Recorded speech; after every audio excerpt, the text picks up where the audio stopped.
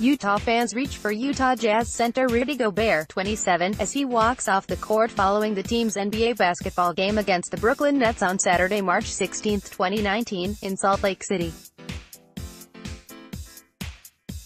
AP photo, Rick Bowmer. Less Utah fans reach for Utah Jazz center Rudy Gobert, 27, as he walks off the court following the team's NBA basketball game against the Brooklyn Nets on Saturday, March 16, 2019, in Salt Lake City.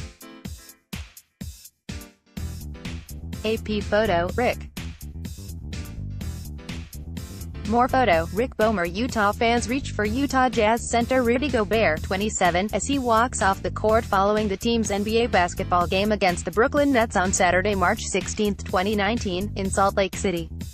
AP photo, Rick Bowmer. Less Utah fans reach for Utah Jazz center Rudy Gobert, 27, as he walks off the court following the team's NBA basketball game against the Brooklyn Nets on Saturday, March 16, 2019, in Salt Lake City.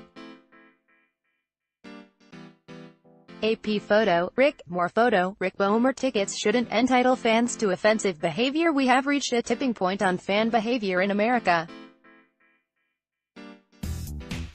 Of course, this mirrors a tipping point on online behavior in America, which, naturally, reflects a tipping point on general behavior in America. In short, common sense is now uncommon and nobody behaves very well anymore.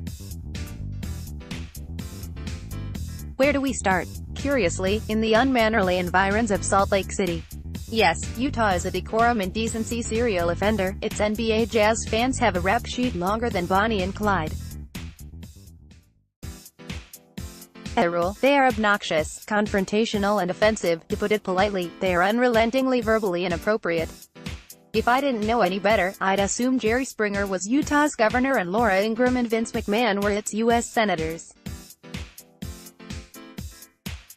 Last month during a Thunder Jazz game, this was part of Thunder guard Russell Westbrook's angry interaction with a harassing fan. I promise you. You think I'm playing? I swear to God, I'll expletive you up. You and your wife.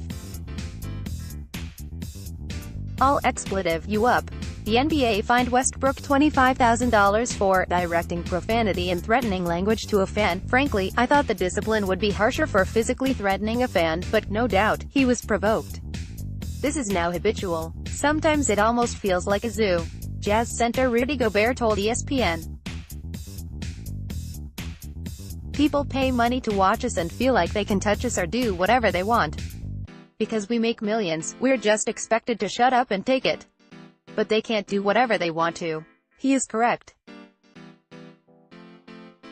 Just as the First Amendment does not give you the right to run into a crowded theater and yell, "Fire," well, unless it is an Adam Sandler film, the price of a game ticket does not give you the right to scream obscenities or racial slurs to players on the field. Yet it is getting nastier and gnarlier out there. SUCCESS, that's the way you spell success, has been replaced by, "You suck." If Vatican City were in New Jersey, the Pope likely would get heckled during Easter Mass. We are witnessing the coarsening of public discourse. Reader alert, you are about to be burdened by couch slouch as obligatory. The internet sky is falling. Paragraph.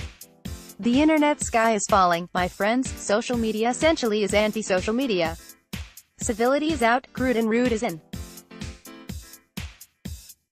Twitter is toxic. It is a public forum, no different than if you were on a street corner shouting foul language, yet everyone keeps hollering vile thoughts online. Twitter is someone honking his horn at you all day long. Meanwhile, as March Madness winds down, I am reminded of the churlish discord college fans exhibit everywhere. Indiana fans repeatedly serenaded Purdue's Matt Harms with a profane chant earlier this season. The fans at Maryland, my beleaguered alma mater, are forever crass. The Duke student body is just as bad, only with a higher IQ and bigger bankroll. I had my own epiphany on this uncivil slippery slope many years ago. I was at a basketball game at Coalfield House in College Park, MD, in the late 1970s or early 80s. In the row in front of me, a fellow was puffing on Marlboros, with the cigarette smoke wafting right into my face. I tapped his shoulder and asked him if he could hold his cigarette down, or blow the smoke elsewhere. He said, "The smoke goes where the smoke goes." Unhappy with this unresolved circumstance, I decided to start clapping my hands, again and again, as close to his right ear as I could. He finally looked back at me and said, "What's your problem?" I responded, "Where I clap is where I clap." He got up abruptly and looked like he was about to slug me. It was almost halftime. Common sense told me to find another seat. I did. Ask the slouch Q, do you secretly identify with Australia's egg boy? Robert Ford, Milwaukee. No, read the column above, sir. Why should we celebrate someone smashing an egg on someone's head? And while I am no fan of Sen. Fraser Anning, how do you expect him to react? No, thank you, I prefer my eggs over easy. Of course he was going to slap the kid. Q. For most Americans, I imagine, USC means the University of Southern California and Carolina means the University of North Carolina at Chapel Hill. What do you think comes to mind when they hear the University of South Carolina, Jen Choi, Carey, NC.A. Stuckies? Q. Does your bucket list include becoming the first sports writer on Jeopardy, with the categories being marriage, divorce, poker, bowling, college football and beer? Steve Hinties, Spokane, Wash. Replace college football with Stephen A. Smith gaffes and I'd run the table. Q. If a Duke player falls in the forest, is there a referee there to call a foul on the trees? Rich Tucker, Washington, D.C. A. Pay the man, surely. You, too, can enter the $1.25 Ask the Slouch cash giveaway. Just email asktheslouch@aol.com and, if your question is used, you win $1.25 in cash.